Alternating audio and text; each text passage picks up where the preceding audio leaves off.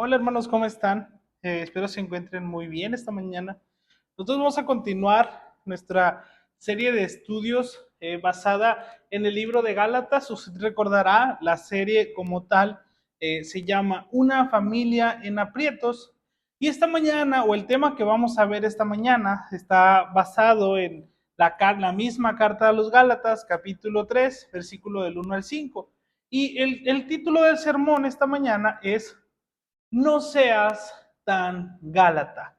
Me gustaría iniciar contándote una historia, hermano.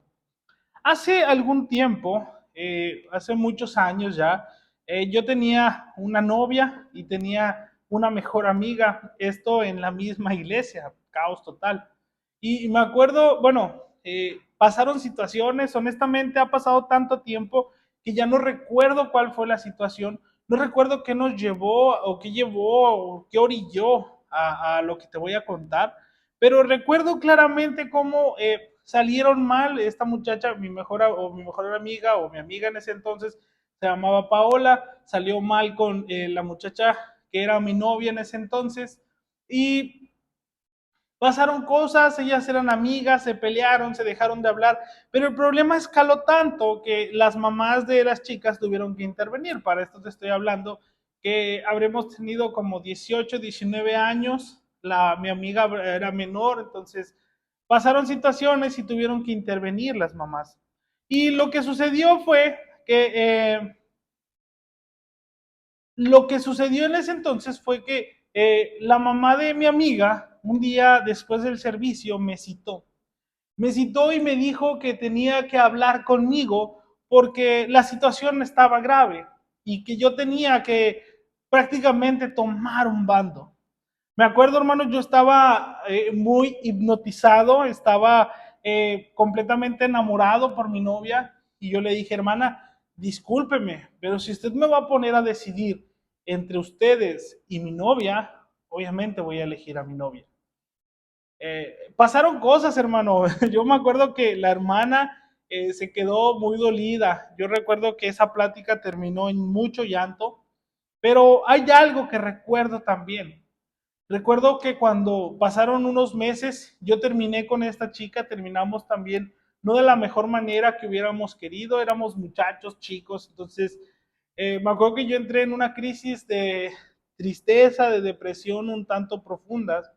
Y al final del día, las únicas personas que estuvieron después de mi familia para mí fueron mi amiga Paola y su mamá.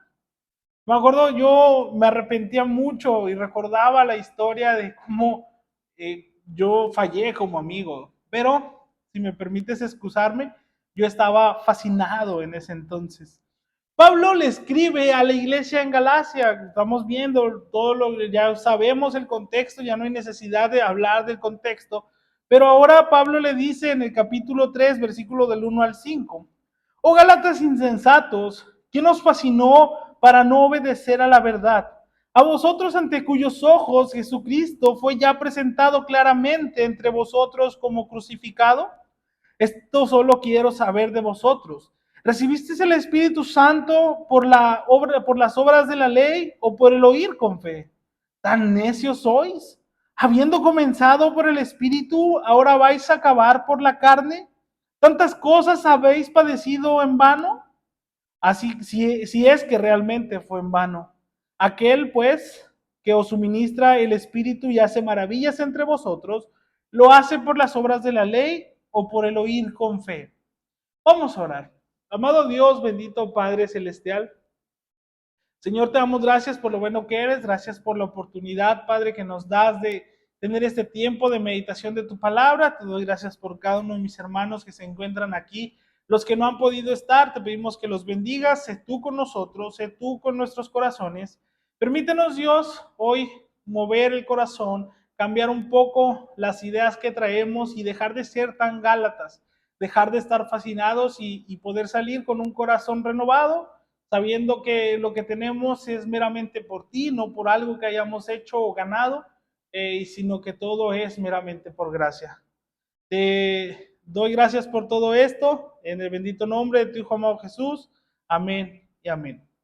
Hermanos, para entender un poco de lo que estamos hablando, es necesario entender, para entender un poco la explosión emocional de Pablo, necesitamos no olvidar lo que estaba pasando con los Gálatas. Cuando Pablo había llegado a Galacia, o Pablo se había enterado de lo que sucedía en Galacia, eran personas paganas que adoraban a ídolos y vivían sin esperanza. Pablo les había predicado un evangelio simple. Jesucristo había muerto por sus pecados y para recibir, resucitado para darles una vida nueva. Eso era todo lo que los Gálatas necesitaban saber. No había fascinaciones con otras cosas, no había alteraciones con otras cosas.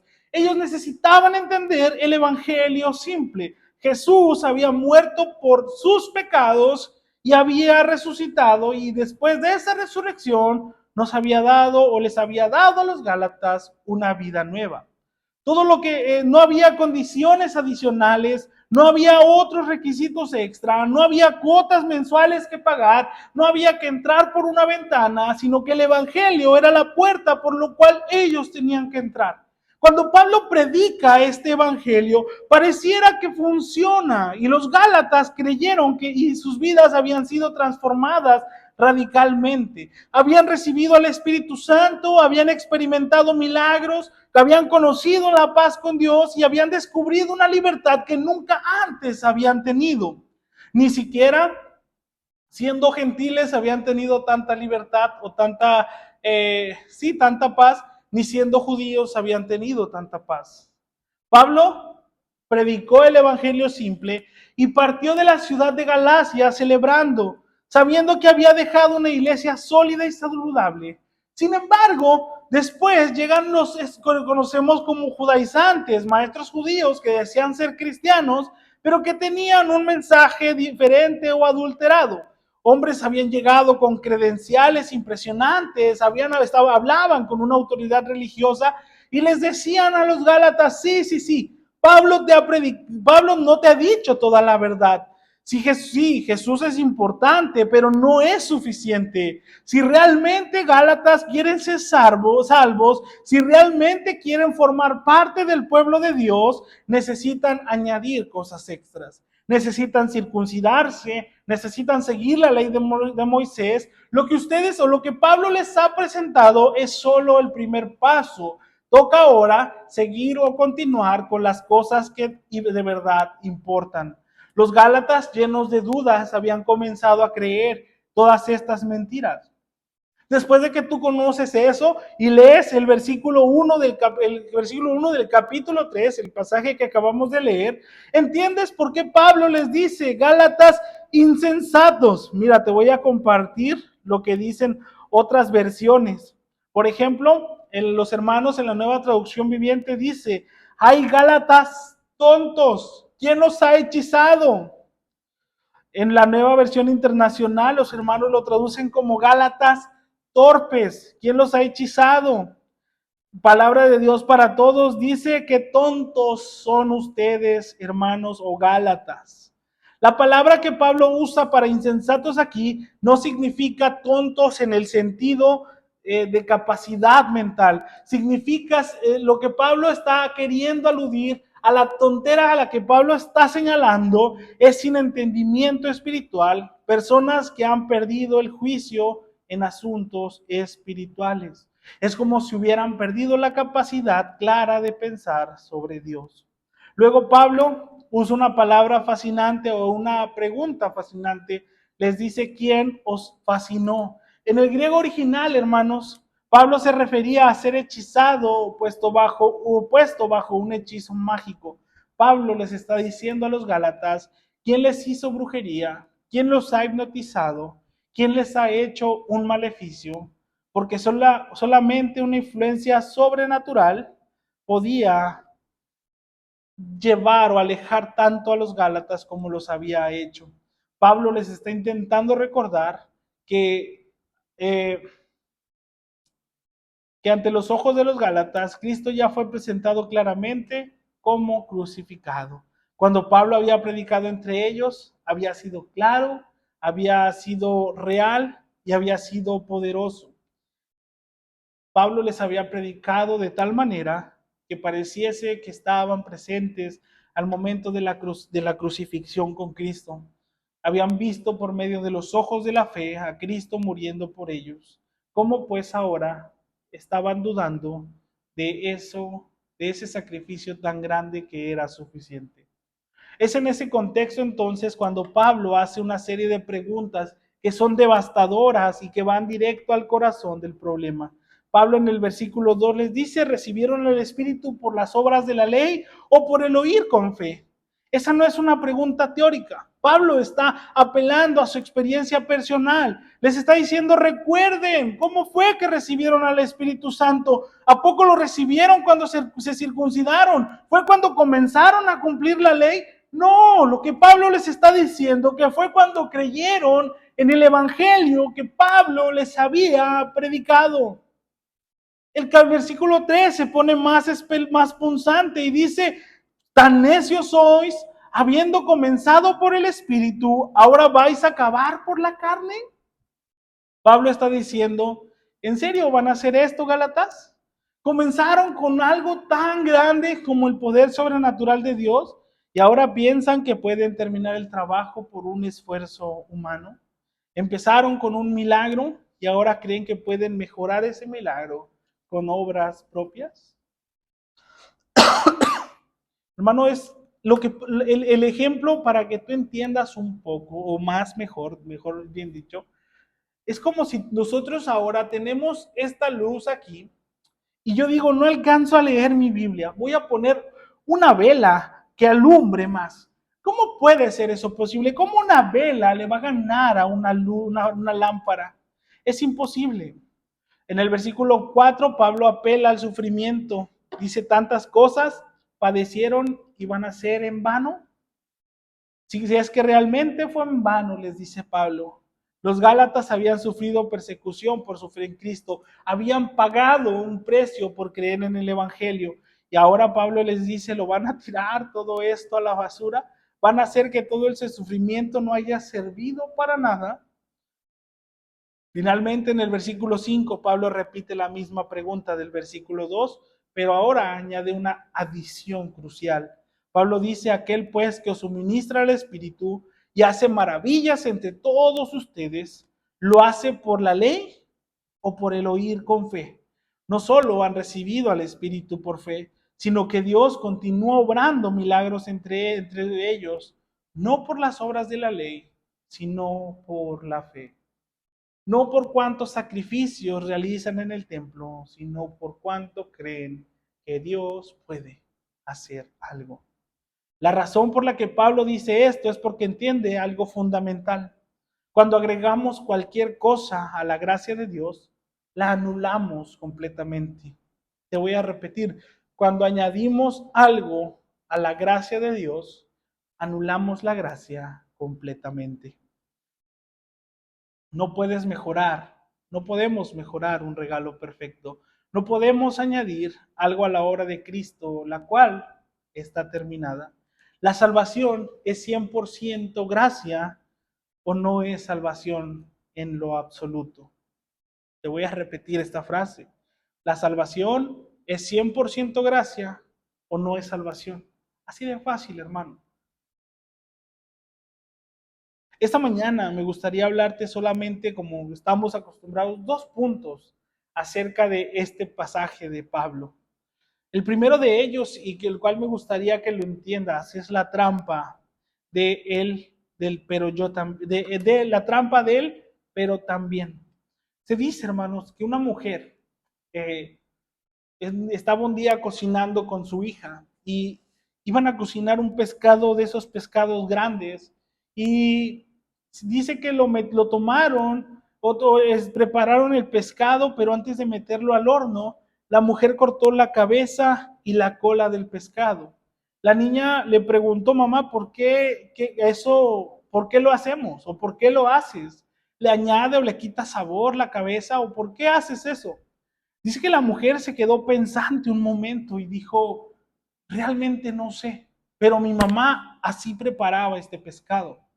Dice que la mujer quedó con tal duda que tomó el teléfono y llamó a su mamá y le dijo, mamá, fíjate que estoy preparando el pescado que siempre nos preparabas. Y la mamá le dijo, oh, qué bien. Y le dijo, pero me acaba de surgir una duda. Me dijo, ¿cuál? Me dijo, ¿por qué le cortamos la cabeza y la cola?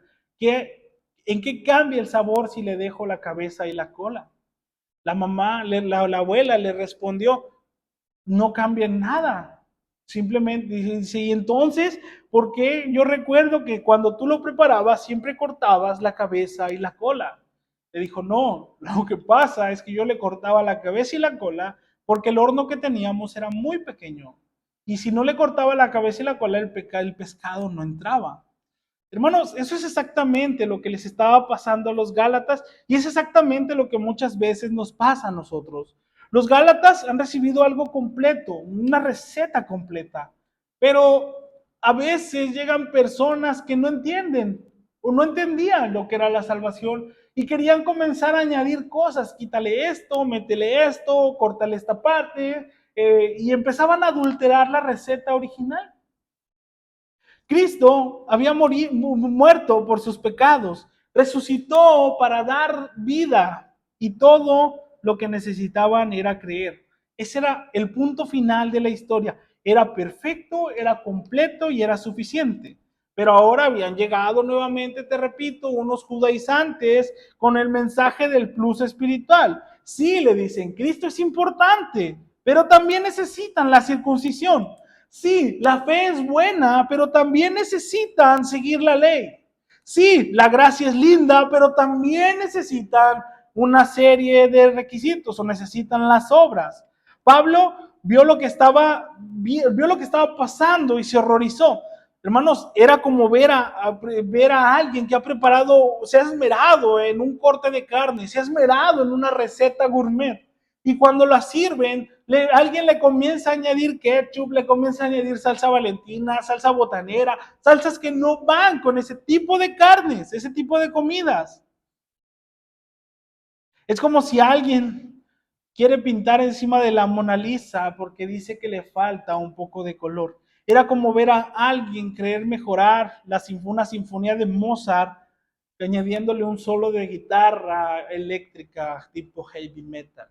La obra del Evangelio estaba completa y los Gálatas o los judaizantes estaban queriendo añadirle algo más que no iba con esa receta, no iba en ese contexto.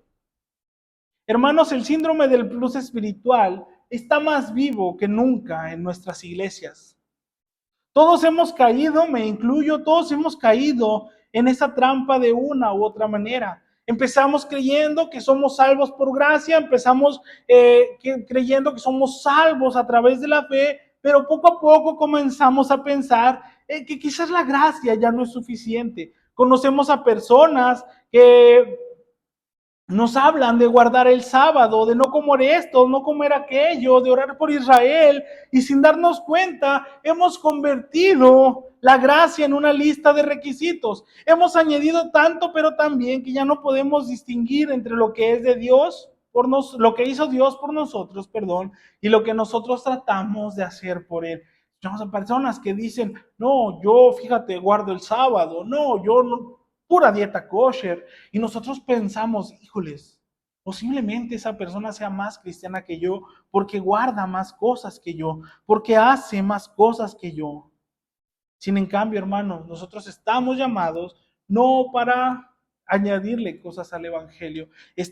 No estamos aquí llamados para ver qué podemos hacer nosotros por Dios.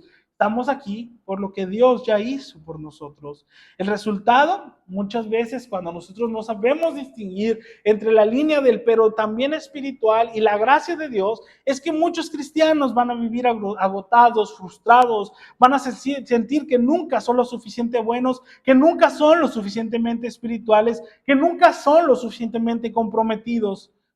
Van a vivir con una ansiedad espiritual constante, preguntándose si realmente ya son salvos, si realmente Dios acepta tal y como son, o si realmente están haciendo lo suficiente.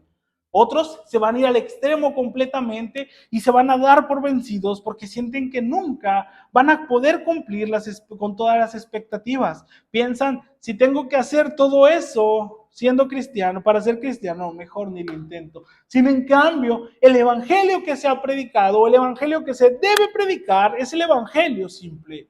Cristo ha muerto por ti, te quiere tal y como eres y Él va a hacer la obra en ti. Tú no necesitas ser bueno para venir a Cristo. Cristo es bueno y por eso vino a nosotros. Ese es el mensaje que tenemos que predicar. Cuando añadimos cualquier cosa a la obra terminada de Cristo, no la mejoramos, la arruinamos. Cuando tratamos de contribuir a nuestra salvación, no estamos mostrando humildad o dedicación, estamos insultando a Cristo. Es como si le dijéramos al Señor, mira Señor, lo que hiciste en la cruz estuvo bien, gracias, pero no es suficiente. Necesitas mi ayuda para terminar esa obra. Hermanos, dése cuenta del grave error que corremos.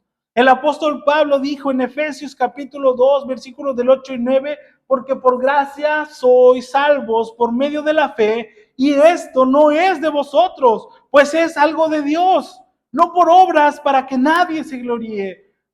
No dice por gracia más obras, no dice por fe más esfuerzos, dice por gracia, no por obras. El pero también espiritual, hermanos, mata la gracia completamente. Entonces, ¿cómo rompemos nosotros con el síndrome del plus espiritual? Permíteme darte 3 pasos concretos. Primero, hermano, haz una auditoría espiritual en tu vida. Comienza contestando estas preguntas. ¿En qué estoy basando mi relación con Dios? ¿En qué estoy basando realmente mi relación con Dios? ¿En lo que Cristo hizo por mí o en lo que yo hago por Cristo? Si tu paz con Dios depende de tu lectura bíblica, tu asistencia a la iglesia, tu comportamiento moral o tu servicio cristiano, entonces has caído en el síndrome espiritual.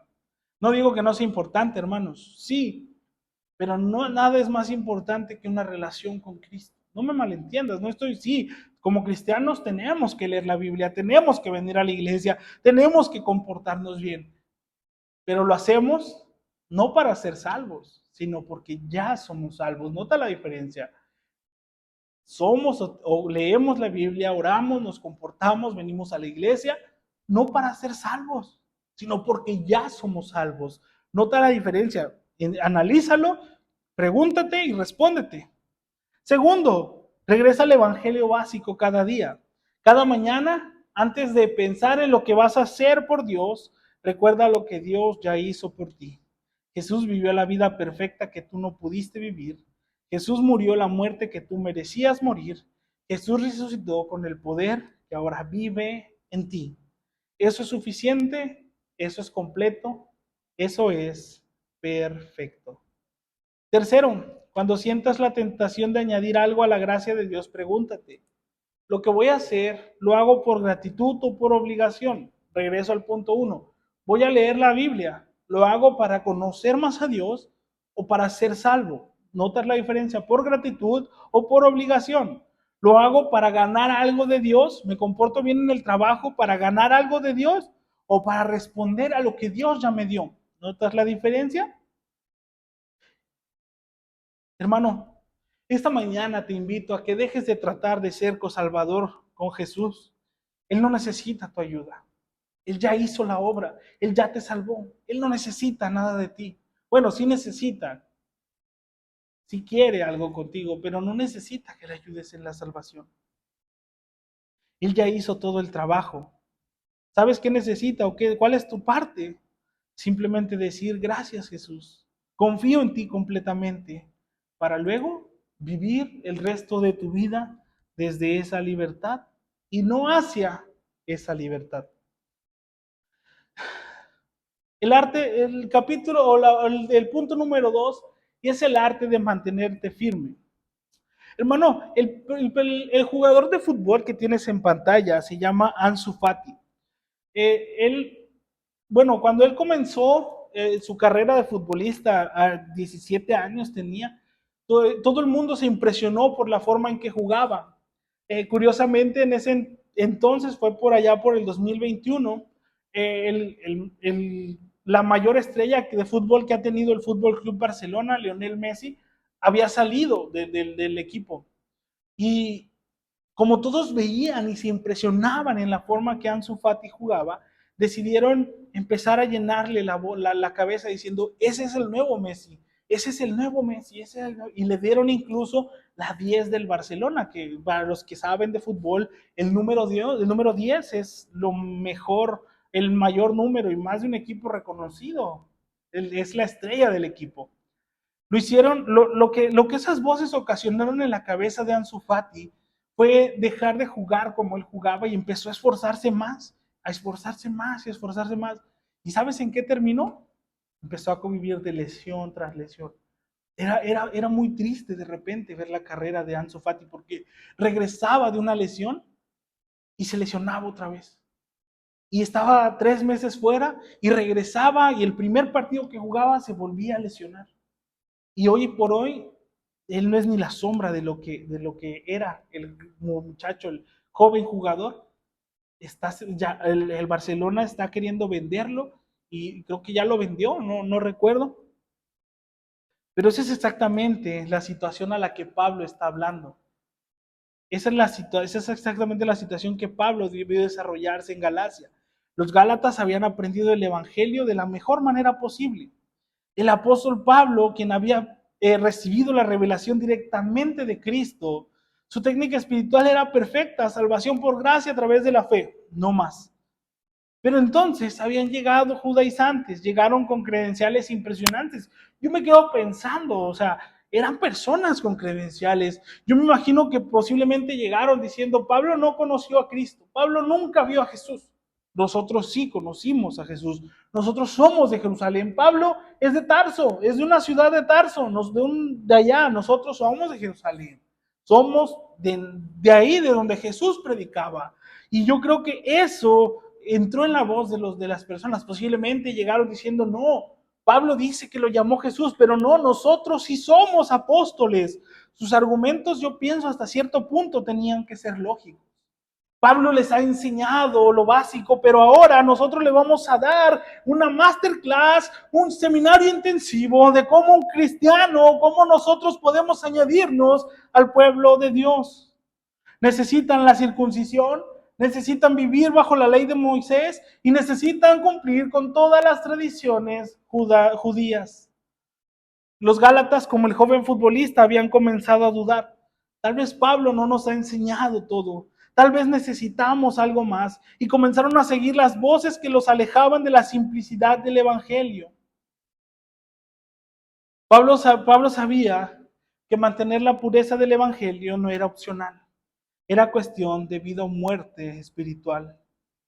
Hermanos, si hay algo que caracteriza a nuestro tiempo, es la multiplicación de voces espirituales.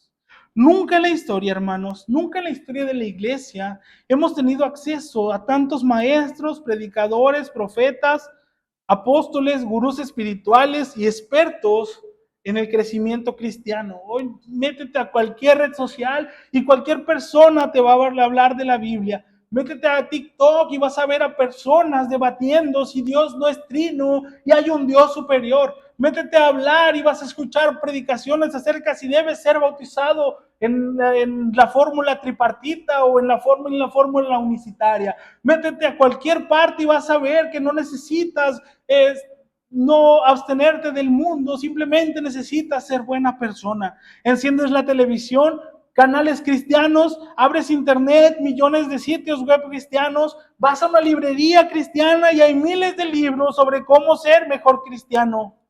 Cada uno promete tener la clave que te falta, el secreto que no sabías, el método que va a revolucionar tu vida espiritual. Muchos de estos maestros viven con credenciales impresionantes. Ves que en sus portadas del libro dicen bestseller, es decir, el año, su libro tal vendió tantas copias, el año tal fue la mayor venta que tuvo. Vienen de universidades famosas, de iglesias gigantes. Sus redes sociales tienen millones de seguidores. Hablan con autoridad y confianza. Sus argumentos parecen sonar lógicos y sus testimonios impactantes. Pero aquí es donde está el verdadero problema.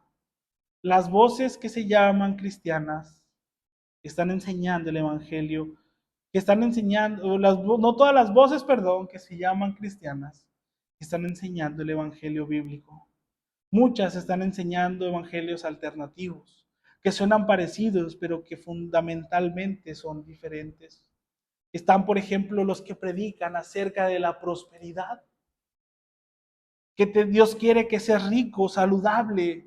Si tienes fe suficiente y das suficiente dinero, Dios te va a bendecir materialmente. Hermano, este tipo de predicación convierte a Dios en una máquina, en un cajero automático cósmico.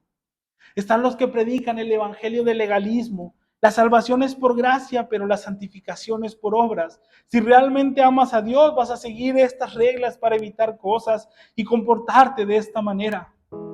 Esto convierte la religión, el cristianismo, en una religión de performance, es decir, en una religión que te cambia y que hace todo, que tienes que ser otra persona y comportarte diferente.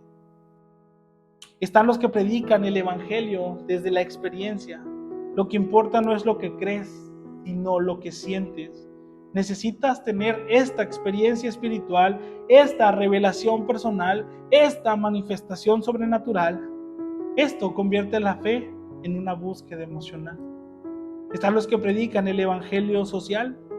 El verdadero cristianismo es cambiar al mundo, luchar por la justicia, resolver problemas sociales. Si no estás activamente involucrado, tú no eres cristiano. Esto convierte al cristianismo o al evangelio en una agenda política. El problema de estos evangelios alternativos, hermanos, es que tienen elementos de verdad. Dios sí quiere bendecirnos. Dios sí quiere que tengamos experiencias genuinas con Él. Él sí quiere que amemos a nuestro prójimo. Pero cuando cualquiera de estas cosas se convierte en el centro del evangelio, deja de ser evangelio. El resultado es que muchos cristianos viven confundidos, van saltando de maestro en maestro, de método en método, de experiencia en experiencia, buscando siempre algo más, algo diferente, algo que finalmente le dé la paz y la seguridad que solo el verdadero evangelio le puede dar a la gente. Otros simplemente se dan por vencidos porque no pueden seguir el ritmo de todas las demandas. Hermanos, esta mañana nosotros necesitamos entender una verdad. Cristo es suficiente, Cristo es completo y Cristo es todo lo que el mundo necesita. Hermanos, recuerda que no necesitas algo más que Cristo. No necesitas algo diferente a Cristo. No necesitas algo además de Cristo. Cristo es suficiente. Cristo es completo. Cristo es todo lo que necesitas. Mantente firme en esa verdad y vas a descubrir que tienes todo lo que necesitas para una vida verdaderamente transformadora. Quiero concluir, hermano. Una vez, hermano, yo, como te lo he contado otras veces, vengo de una familia de varios hermanos y en casa luchamos con un hermano adicto a la droga. Yo me acuerdo, hermano, que a Javier lo habíamos internado, bueno, como familia se había internado varias veces, se había escapado varias veces. Y una ocasión me acuerdo que parecía que ya había salido de las drogas. Me acuerdo que ya se veía repuesto. Estábamos trabajando, de hecho, trabajábamos en una maquila juntos, íbamos y veníamos juntos, y parecía que Javier ya estaba bien. Un día, hermano, me acuerdo que yo lo vi entrar al baño. Nos llevábamos muy bien. Y me acuerdo que yo lo vi entrar al baño y yo pensé que lo voy a seguir. Y me voy a, o sea, eran varios sanitarios, no me acuerdo cómo se le dice a las partes cuadros, cuando varios sanitarios, varios cubículos. Y yo pensé, voy a entrar, voy a ver en qué cubículo está, me voy a subir en la taza de al lado y lo voy a espantar por arriba. Esa fue mi idea. Me acuerdo que me subí, que entré, bueno, lo dejé que entrara, entré sigilosamente y cuando me subí a la taza del baño para espantarlo, me acuerdo que le grité y mi hermano tenía una jeringa en su mano y se estaba inyectando heroína. Me acuerdo que yo salí del baño muy triste porque no es fácil, hermano, ver a tu familia, a alguien que quieres destruyéndose. Yo no lloré porque pues todo el mundo me iba a ver y era una fábrica como de 500 empleados. Pero me acuerdo que yo sentí mi corazón quebrarse. Él salió detrás de mí y me dijo, no le digas a nadie, yo lo puedo controlar, me dijo. Le dije, Javier, no lo puedes controlar. Ve cuánto tiempo ha pasado y no puedes. Dijo, sí, porque he comenzado a bajar la dosis. Si cada vez es menos y cada vez es menos. Dije, no, Javier, es que ya lo habías dejado. Sí, pero es que, y me acuerdo que todos sus argumentos, hermano, comenzaban con un pero. No pudo. Si te preguntas qué pasó, no pudo. Y nosotros como familia tuvimos ver cómo de alguna u otra manera las drogas terminaron con él. Te he contado y no quiero regresar al punto porque es doloroso y no me gusta llorar, y menos aquí. Pero hermanos, eso es exactamente lo que les pasaba a la iglesia en Galacia. Y nosotros corremos el peligro de ser lo que nos pasa. El evangelio que recibimos es una obra perfecta. Cristo murió por tus pecados y por mis pecados. Resucitó, te dio vida y me dio vida. Somos salvos por gracia a través de la fe. Es perfecto, es completo y es suficiente. Pero a lo largo del tiempo han llegado voces que te añaden el pero, o tratan de mejorarlo. Han añadido reglas, obras, experiencias, métodos, tradiciones, y cada añadidura ha empeorado la obra maestra.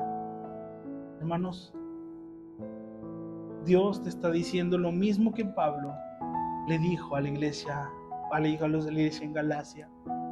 No seas tan gálata. No caigas en el síndrome del plus espiritual.